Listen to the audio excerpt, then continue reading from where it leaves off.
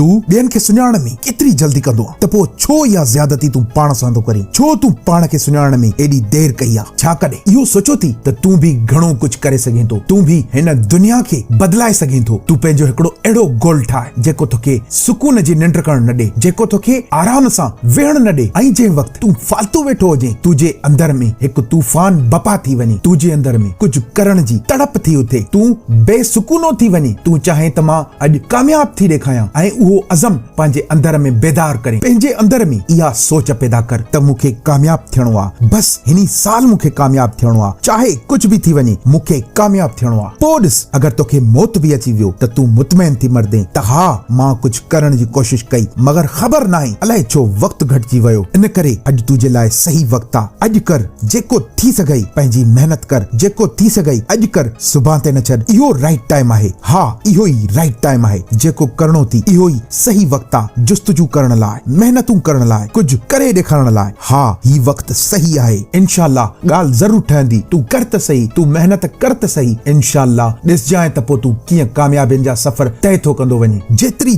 थी सघई मेहनत कर, तूं फेल थींदे वरी कोशिश कर, तूं फेल थींदे अञा वधीक कोशिश कर, तूं अञा फेल थींदे अञा वधीक कोशिश कर। जेतिरो फेल थींदे ओतिरो वधीक माहिर थींदे, ऐं ओतिरो वधीक सिखंदे, ऐं ओतिरो वधीक कामयाबियूं तूं हासिल कंदे। गिव अप नाहे करणी, कुझु बि थी पवे कामयाब थी ॾेखारिणो आहे, मंज़िल खे हासिल करे ॾेखारिणो आहे, चाहे कुझु बि थी वञे। लिखी रख मंज़िल तुंहिंजी आहे, लिखी रख मंज़िल तूं हासिल करे वठंदे। मूंखे ख़बर आहे तोखे पाण खे बदिलाइण जो वॾो शौक़ु आहे, ऐं इंशाअल्लाह तूं हिकिड़े ॾींहुं पाण बदिलाईंदे, पंहिंजो मुक़द्दर बदिलाईंदे, पंहिंजो फाइनेंशियल कैरियर तूं हिकिड़े ॾींहुं ज़रूर बदिलाईंदे। मूंखे ख़बर आहे तुंहिंजे अंदर तूफ़ान बपा आहे, मूंखे ख़बर आहे तुंहिंजे अंदर तोखे ग्रो करण जो शौक़ु तोखे वेहण नथो ॾे। इहो न वेहण ई तुंहिंजे लाइ कामयाबी जी कुंजी आहे। अञा त तोखे वॾा वॾा मुक़ाम हासिल करणा आहिनि, ऐं उहे तूं हासिल बि करे ॾेखारींदे। मगर दोस्त मुंहिंजी हिकिड़ी ॻाल्हि यादि रखजांइ, तेतिरे ताईं कुझु बि न मटबो जेतिरे ताईं तूं न मटबे। पाण खे मटाए, अॼु ई मटाए, वक़्तु थी, राइट टाइम आहे, जेतिरो थी सघे पाण खे मटाए इंशाअल्लाह। पोइ ॾिस, शुरूआत तूं पाण खां थो करे सघे त पोइ शुरू कर न, केरु थोरो कई। Start your life, come on start your life. आऊं कंदुसि, आऊं करे सघां थो, आऊं करे ई रहंदुसि। इन्हनि टिनि लाइनुनि में तमामु वॾो फ़र्क़ु आहे। आऊं करे ई रहंदुसि, इन लाइन खे पंहिंजो विजन बणाए, कामयाबी तुंहिंजी आहे इंशाअल्लाह। पोइ